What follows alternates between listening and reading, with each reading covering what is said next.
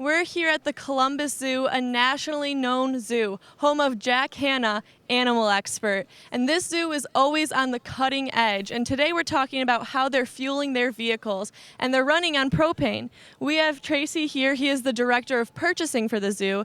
Now, Tracy, how long have you been running your vehicles on propane, and what kind of vehicles are running on propane? Well, we've started over 25 years ago with the propane-fueled tram in our parking lot, and it's still currently running today. We've since added a trolley in the Africa region. We have this new refuse truck, which Roush Clean Tech did the conversion on, and we also just recently acquired a van for our maintenance fleet. Yeah, and can you tell me about some of the cost savings you're seeing, and what made you want to make the switch to propane? Well, again, going back to the fact we've had one in operation for 25 years, it's been extremely maintenance-free. The infrastructure is extremely inexpensive. It merely feeds off of our propane tanks that we use for grills and wherever else around the zoo, as well as the cost of propane being so low. So it's just even more convenient. Extremely, yeah. Now we're going to talk about some of the environmental aspects. We have Barb Rivard. She is the Director of Sustainability for the zoo. Barb, can you tell me how propane is reducing the zoo's carbon footprint?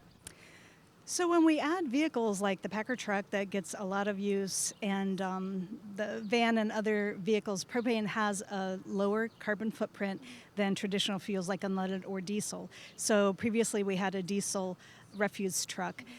So we know we're going to see those savings. We calculate our carbon footprint every year and track it by different fuel sources.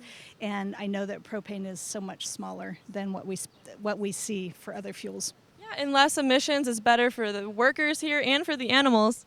Absolutely. And so working in the field of sustainability, I want to find projects that not only save the zoo money, but they're efficient for our operations, for the people who are using this equipment, and also ultimately that it has less of an effect on the environment. Yeah, and I know you were able to get some grant money, so can you tell me a little bit more about that process with the EPA?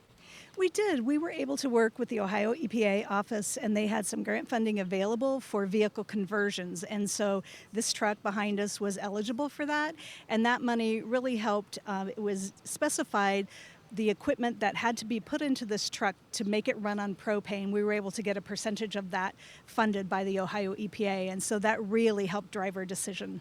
Yeah, you see, if you're a fleet owner and you're looking to convert your fleet to propane, there is grant money out there available. So if you want to learn more, make sure to go to OhioAutogas.com. I'm Abby with the Ohio Propane Gas Association. Thanks for tuning in.